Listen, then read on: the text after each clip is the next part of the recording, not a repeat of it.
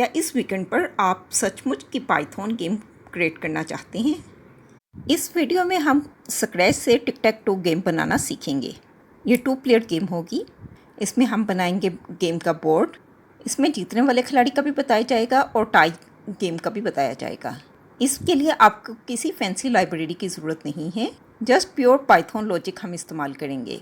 इस वीडियो के एंड पर आपके पास एक वर्किंग पाइथन प्रोजेक्ट होगा जिसको आप अपने फ्रेंड्स को शो कर सकते हैं। चलिए मिलकर बनाते हैं टिक टैक टू गेम। इस प्रोजेक्ट को बनाने के लिए हमें क्या क्या चाहिए होगा? हमें चाहिए होगी पाइथन की लाइब्रेरी, पाइथन 3.x टेके इंटर लाइब्रेरी, जो कि प्री इंस्टॉल आती है पाइथन के साथ, और बेसिक पाइथन की नॉलेज जैसा कि variable, function, if else list वगैरह हो गई। इसके अलावा कोड एडिटर होगा, हम पाइथन में कोड करते हैं। इसके अलावा VS कोड वगैरह और कोई भी एडिटर आप इस्तेमाल कर सकते हैं। चलिए अब जो है स्किल जो आप प्रैक्टिस करेंगे इसके अंदर बेसिकली जो आपने कॉन्सेप्ट सीखे हैं, अब हम क्या करेंगे, उन कॉन्सेप्ट्स को कंबाइन करेंगे और एक गेम बना देंगे। ठीक है, इस गेम में हम लिस्ट की प्रैक्टिस करेंगे, लूप्स की प्रैक्टिस करेंगे, फंक्शंस की प्रैक्टिस करेंगे, यूज़र इनपुट की प्रैक्टिस होगी, इफ एल्स की प्रैक्टिस होगी और गेम लॉजिक हम डिज़ाइन करेंगे। आप सोचिए अगर आपको टिक टैक टू गेम बनानी हो तो अब आप क्या करेंगे? आपके माइंड में पहले आएगा कि आपने ये विंडो डिज़ाइन करनी है। ठीक है, उसके बाद आप सोचेंगे कि आपको एक लेबल चाहिए, ठीक है, जिसके ऊपर प्लेयर के टर्न के मतलब आए। फिर उसके बाद आपको क्या चाहिए, 9 बटन चाहिए, जैसा कि हमने कैलकुलेटर के प्रोजेक्ट में लगाए थे। ठीक है, क्लिक हो तो बटन क्लिक होने के बाद क्या हो, बटन क्लिक करने के बाद आप चेक करेंगे कि आया इस बटन के अंदर पहले से ये प्रेस हुआ था, दूसरे प्लेयर ने इसको यूज़ किया था या नहीं। ठीक है, अगर एम्प्टी हो तो इन दैट केस आप क्या करेंगे कि उस प्लेयर के लिए ये बटन मार्क कर देंगे। ठीक है, और अब आप चेक करेंगे कि वो प्लेयर विन हुआ या नहीं विन किया। ठीक है, और अगर पूरा बोर्ड फिल हो गया तो इन दैट केस आप देखेंगे कि गेम ड्रॉ हो गई या नहीं हुई। ठीक है, और इसके अलावा आप क्या करेंगे और अपने ये इस बोर्ड को रीसेट करेंगे। ठीक है, अब हम इसको देखते हैं। बेसिकली हमारे प्रोजेक्ट का रोड मैप क्या है। हम पहले सेटअप विंडो का काम करेंगे। हम ये टेके इंटर से विंडो क्रिएट करना सीखेंगे और फिर दूसरा जो है हम एक बोर्ड बनाएंगे। ठीक है, उसके 3x3 की ग्रिड होगी, उसके ऊपर 9 बटन लगे होंगे और उसके बाद हम क्या करेंगे, एक क्लिक हैंडलर होगा कि जो बटन हम क्लिक करें तो उसके अकॉर्डिंगली जिस प्लेयर की टर्न हो, अगर क्रॉस की टर्न है तो क्रॉस आ जाए, अगर ओ की टर्न है तो ओ आ जाए। ठीक है, इसके अलावा विन लॉजिक होगी, हम चेक करेंगे रोज को, कॉलम्स को और डायगनल्स को कि हमारा प्लेयर विन किया या नहीं, और उसके बाद गेम ओवर हो जाएगी और हम दिखाएंगे किसने गेम विन की है या ड्रॉ हो जाएगी। ठीक है, फिर उसके अकॉर्डिंग हम मैसेज दिखाएंगे। उसके बाद हमने क्या करना है, अपने बोर्ड को क्लियर करना है। अब बेसिकली गेम का लूप काम कैसे करेगा, सबसे पहले तो हम करेंगे डिस्प्ले बोर्ड करेंगे। ठीक है, उसके बाद प्लेयर की मूव होगी। ठीक है, हम चेक करेंगे कि अगर एम्प्टी बॉक्स है तो इन दैट केस इधर इनपुट कर दे। ठीक है, अगर नहीं है तो इन दैट केस कुछ भी ना करे और उसके मुताबिक प्लेयर की टर्न के मुताबिक हम बोर्ड को अपडेट कर देंगे। फिर हम क्या करेंगे, चेक विनर की लॉजिक के ज़रिए से चेक करेंगे कि प्लेयर ने विन किया या नहीं। इसी तरह अगर बोर्ड फिल हो जाए और कोई प्लेयर विन ना करे तो हम चेक करेंगे कि गेम हमारी ड्रॉ हुई या नहीं। ठीक है, उसके बाद हम क्या करेंगे, अगर ओ की बारी थी तो अगली मर्तबा एक्स प्लेयर की बारी आ जाए और इसी तरह ये प्रोसेस रिपीट करता रहेगा। चलें अब हम बनाना स्टार्ट करते हैं अपनी गेम। हम फाइल बनाएंगे टिक टैक टू प्रैक्टिस। सबसे पहले हम टेके इंटर की लाइब्रेरी को इंपोर्ट करेंगे। अब विंडो क्रिएट करने के लिए हम विंडो का वेरिएबल लेंगे और उसको असाइन करेंगे टीके के कंस्ट्रक्टर को कॉल करेंगे। अब हम विंडो का टाइटल सेट करेंगे टिक टैक टू। अब विंडो का साइज़ सेट करने के लिए विंडो डॉट ज्योमेट्री का मेथड कॉल करेंगे। इसको हम 380 500 ले लेते हैं। अब हम विंडो डॉट मेन लूप को कॉल करेंगे।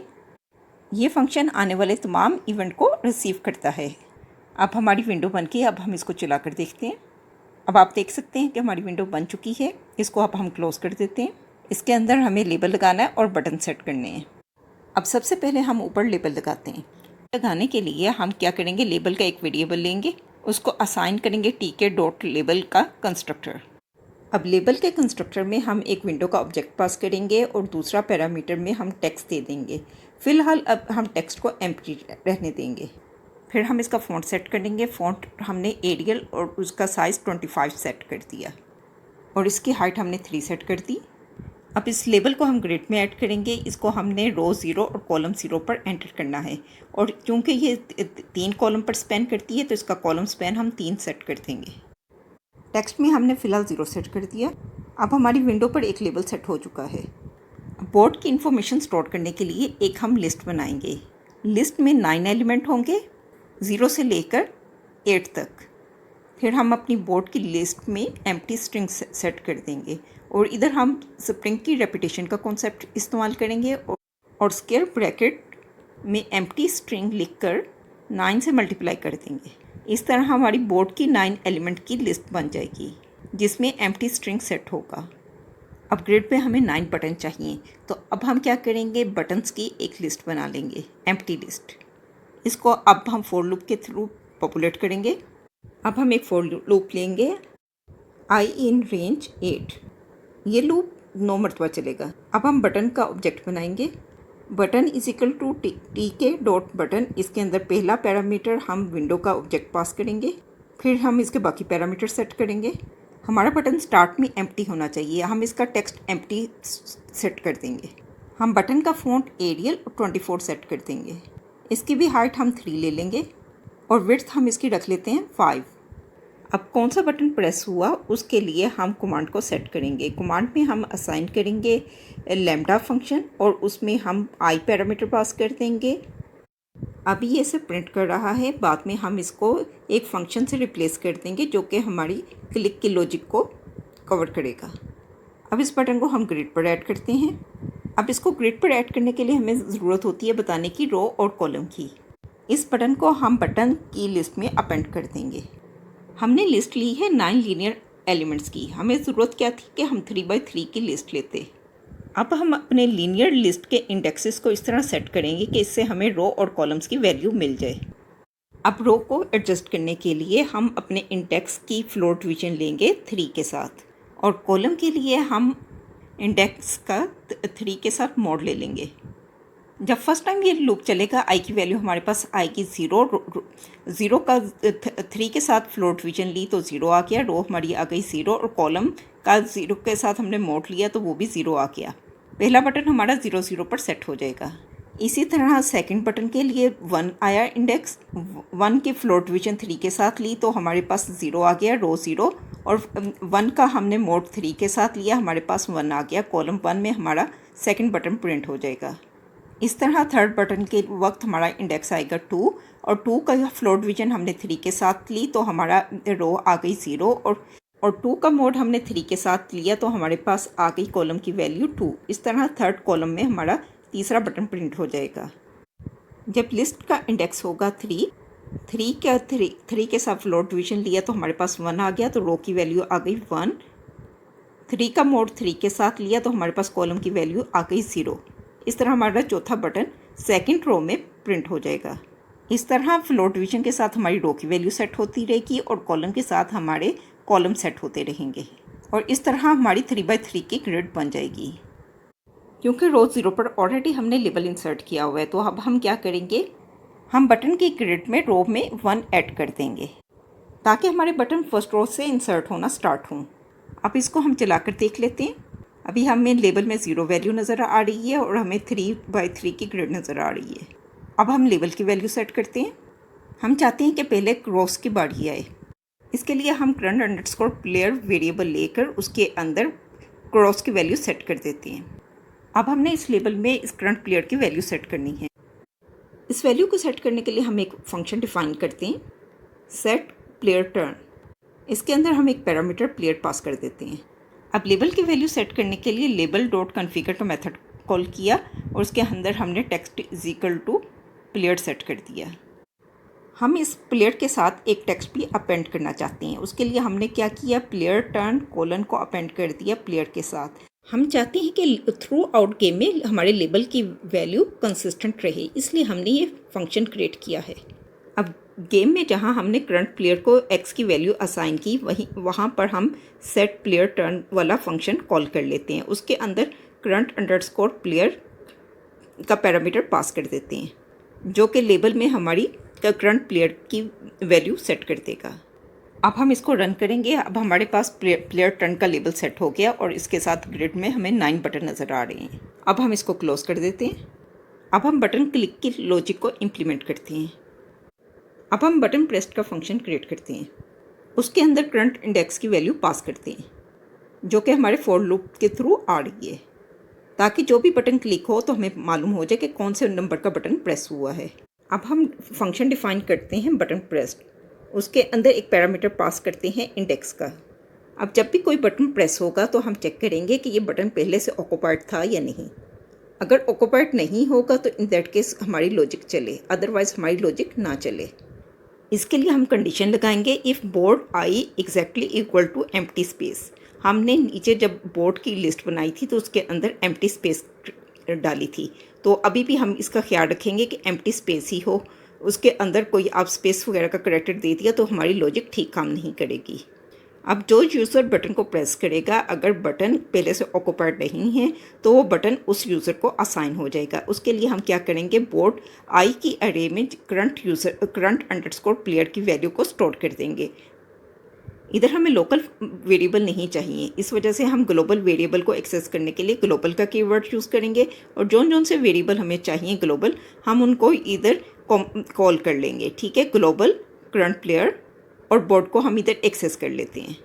अब हमने बोर्ड की वैल्यू तो प्लेयर को दे दी। ठीक है, अब ये जो प्लेयर की वैल्यू है ये हमें नज़र भी तो आनी चाहिए, इस वजह से अब बटन के ऊपर जो टेक्स्ट है उसको भी हम करंट प्लेयर से सेट कर देते हैं। अब उस बटन को एक्सेस करने के लिए हम बटन्स की अरे के में पास करेंगे आई इंडेक्स, और फिर फंक्शन कॉल कर लेंगे कन्फिगर का, और कन्फिगर के अंदर हम टेक्स्ट सेट कर देंगे करंट अंडरस्कोर प्लेयर, यानी जिस यूज़र ने प्रेस किया बटन तो उसको ये बटन असाइन हो जाएगा। अब अगला काम हमने ये करना है कि प्लेयर ने विन किया या नहीं। अब हम विनर चेक का फंक्शन कॉल करेंगे। अब हम विनर चेक का फंक्शन डिफाइन करेंगे। अब प्लेयर कैसे विन होगा, जब उसने एक रो ऑक्यूपाई कर ली, यानी कि 0 1 2, या दूसरी रो ऑक्यूपाई कर ली 3 4 5, या थर्ड रो ऑक्यूपाई कर ली 6 7 8, या फर्स्ट कॉलम ऑक्यूपाई कर लिया 0 3 6 का, या सेकंड कॉलम ऑक्यूपाई कर लिया 1 4 7, या थर्ड कॉलम ऑक्यूपाई कर लिया 2 5 8, या उसने डायगोनल पोजीशन ऑक्यूपाई कर ली 0 4 8 की, या डायगोनल पोजीशन ऑक्यूपाई कर ली 2 4 6 की। अभी हम फंक्शन में पास लिखकर पहले अपने विनर कम्बिनेशन डिफ़ाइन कर लेते हैं। विनर कम्बिनेशन डिफ़ाइन करने के लिए हम लिस्ट बनाएंगे, उसमें 3 वैल्यूज टपल्स होंगे, जिसमें हम 0 1 2 पहली रो का कम्बिनेशन, 3 4 5 दूसरी रो का कम्बिनेशन, 6 7 8 तीसरी रो का कम्बिनेशन। इसी तरह कॉलम्स के लिए पहले कॉलम के लिए 0 3 6 विनिंग कम्बिनेशन हो सकता है, और 1 4 7 विनिंग कम्बिनेशन हो सकता है सेकंड कॉलम के लिए। इसी तरह तीसरे कॉलम के लिए 2 5 8 विनिंग कम्बिनेशन हो सकता है। और अगर डायगोनल में देखें तो 0 4 8 एक कॉलम के एक डायगोनल के लिए कम्बिनेशन हो सकता है, और 2 4 6 दूसरे डायगोनल के लिए कम्बिनेशन हो सकता है। अब हमारे पास विनिंग कम्बिनेशन आके इसको हम यूज़ करेंगे विनर चेक के अंदर। अब हम ग्लोबल कीवर्ड यूज़ कर विनर कम्बिनेशन को एक्सेस कर लेंगे विनर चेक के फंक्शन के अंदर। अब हम विनर कम्बिनेशन की लिस्ट को आइटरेट करेंगे। अब हमें तीनों डबल की वैल्यू चाहिए, इनको हम एक्सेस करेंगे ए बी और सी वेरिएबल के ज़रिए से। अब हम इफ़ का चेक लगाएंगे। हम देखेंगे कि अगर बोर्ड की तीनों कम्बिनेशन वैल्यूज़ एक ही प्लेयर ने ऑक्यूपाई की हुई हैं तो वो विन कर गया। ठीक है, और अगर यानी कि बेसिकली अगर इफ़ बोर्ड ए की वैल्यू इक्वल है बोर्ड बी की वैल्यू के और बोर्ड सी की वैल्यू के, और नॉट इक्वल टू है एम्प्टी, तो इसका मतलब है कि किसी प्लेयर ने ये तीनों वैल्यू ऑक्यूपाई कर ली हैं। ठीक है, उसका मतलब है कि वो प्लेयर विन कर गया। विनिंग का मैसेज डिस्प्ले करने के लिए हम मैसेज बॉक्स का फंक्शन कॉल करते हैं शो इन्फो। उसके अंदर हमने टाइटल पास किया विनर, और जौन सा प्लेयर विन किया है उसका हमने मेंशन कर दिया फॉर्मेटिंग स्ट्रिंग के थ्रू। अब हम इस फंक्शन से रिटर्न करने के लिए रिटर्न का कीवर्ड यूज़ करेंगे। अब हम वापस आते हैं बटन प्रेस के अंदर। हमने बटन प्रेस में ये लॉजिक लिखी थी, अगर बोर्ड का कोई सेल एम्प्टी है तो उधर क्या करे, वो करंट प्लेयर को असाइन कर दे अगर उसने क्लिक किया है, और उस बटन की वैल्यू भी सेट कर दे करंट प्लेयर के वैल्यू के साथ। और फिर उसके बाद हमने विनर चेक का मेथड लिखा था। अब हम दूसरे प्लेयर को टर्न देना चाहते हैं। अब हम क्या करेंगे, करंट प्लेयर में हम चेक करेंगे कि करंट प्लेयर की वैल्यू में क्या कौन सा यूज़र असाइन है। अगर क्रॉस असाइन है तो हम उसको ज़ीरो कर देंगे, अगर ज़ीरो असाइन है तो उसको क्रॉस कर देंगे। इसके लिए हम इफ़ की स्मॉल स्टेटमेंट यूज़ करेंगे और उसमें हम क्या करेंगे कि if current player exactly equal to zero तो क्या करे, एक्स कर दे रिटर्न, एल्स में क्या करे, ज़ीरो रिटर्न कर दे। अब हमने लेबल में भी तो बताना है कि कौन सा प्लेयर है, तो उसके लिए हम सेट प्लेयर टर्न का मेथड कॉल करेंगे और उसके अंदर करंट प्लेयर की वैल्यू पास कर देंगे। अब हम इसको चला कर देखेंगे। पहले टर्न क्रॉस ने ली, अब ऊपर लेबल में प्लेयर टर्न स्विच हुआ और प्लेयर टर्न में आ गया ज़ीरो। अगली बारी है ज़ीरो की, फिर ज़ीरो ने टर्न ली तो प्लेयर स्विच हो गया क्रॉस के साथ। अब हमारा प्लेयर एक्स विन कर चुका है, लेकिन अभी हमारा बोर्ड क्लीन नहीं हुआ। अब हम रीसेट बोर्ड का फंक्शन लिखेंगे। अब विनर चेक में जहाँ प्लेयर विन हुआ तो उधर हम रीसेट बोर्ड का फंक्शन कॉल करते हैं। रीसेट बोर्ड का फंक्शन क्या करेगा, नए सिरे से आपकी गेम स्टार्ट कर देगा। अब हम रीसेट बोर्ड का फंक्शन डिफाइन करते हैं। अब हमने बोर्ड के वेरिएबल को भी सेट करना है और करंट प्लेयर के वैल्यू को भी वेरिएबल को भी सेट करना है, तो उसको हम ग्लोबल के थ्रू एक्सेस कर लेंगे। अब हम बोर्ड को एम्प्टी स्ट्रिंग के साथ इनिशियलाइज करवा देंगे और करंट प्लेयर को क्रॉस असाइन कर देंगे। अब हमने लेबल में करंट वैल्यू प्लेयर की वैल्यू भी सेट करनी है, तो हम सेट प्लेयर टर्न का मेथड कॉल कर लेंगे। और अब हमने अपने बटन्स की वैल्यू भी दोबारा रीसेट करनी है, तो हम फॉर लूप के ज़रिए से इसको रीसेट कर लेंगे। अब हम इसको रन करते हैं। अब प्लेयर एक्स विन हो गया और जब हमने ओके किया तो इन दैट केस हमारा बोर्ड रीसेट हो गया। अब हम ड्रॉ को चेक करने के लिए ड्रॉ चेक का फंक्शन लिखेंगे। अब हम ड्रॉ चेक का फंक्शन डिफाइन करेंगे। ड्रॉ चेक में हम क्या करेंगे, अगर हमारे बोर्ड के तमाम जो है एलिमेंट ऑक्यूपाई हो चुके हैं तो in that case game draw हो चुकी है। अब ग्लोबल कीवर्ड के ज़रिए से हम बोर्ड का वेरिएबल एक्सेस करेंगे। इसके लिए हम मेंबरशिप ऑपरेटर यूज़ करेंगे इफ़ के साथ। If space empty space not in board, इसका मतलब है कि अगर बोर्ड में कोई एम्प्टी स्पेस नहीं तो हमारी गेम ड्रॉ हो चुकी है। इसके लिए हम मैसेज बॉक्स के ज़रिए से मैसेज दिखाएंगे और टाइटल में हम सेट कर देंगे टाई और मैसेज में सेट कर देंगे गेम इज़ ड्रॉ। इसके बाद भी हम रीसेट बोर्ड का फंक्शन कॉल करेंगे ताकि हमारा बोर्ड रीसेट हो जाए और फिर हम रिटर्न स्टेटमेंट इस्तेमाल करेंगे ताकि हम फंक्शन से निकल जाएं। अब हमने ड्रॉ की लॉजिक लिख ली। अब हम इसको चला कर देखते हैं। अब हमारी गेम ड्रॉ हो गई। जब हमने ओके किया तो हमारा बोर्ड क्लियर हो गया। हमारी टिक टैक टू गेम कंप्लीट हो चुकी है। आप इसको ज़रूर ट्राई कीजिएगा। अगर आपका कोई क्वेश्चन हो तो ज़रूर पूछिएगा। अब इस गेम को आपने ख़ुद भी बनाकर देखना है। इसके अलावा आपने इसमें कुछ एडिशनल काम भी करनी है। आपने एक स्कोर काउंटर भी लगाना है क्रॉस के लिए और ज़ीरो के लिए। और दूसरा काम ये है कि आपने सिंपल एआई इसके अंदर इंट्रोड्यूस करवानी है। उसमें क्या होगा, आप रैंडम के फंक्शन के ज़रिए से कंप्यूटर को टर्न देंगे और दूसरा रियल यूज़र होगा। इसके अलावा जो लोग विंडो यूज़ कर रहे हैं वो कलर और थीम्स वगैरह भी डालकर ट्राई करें। और आपने क्या करना है, एक मैनुअल रीसेट का बटन भी लेबल के साथ ऐड कर देना है। मोर पाइथन प्रोजेक्ट के लिए चैनल को सब्सक्राइब करना ना भूलिएगा। वीडियो को लाइक कीजिए, चैनल को सब्सक्राइब कीजिए। Take care, bye bye.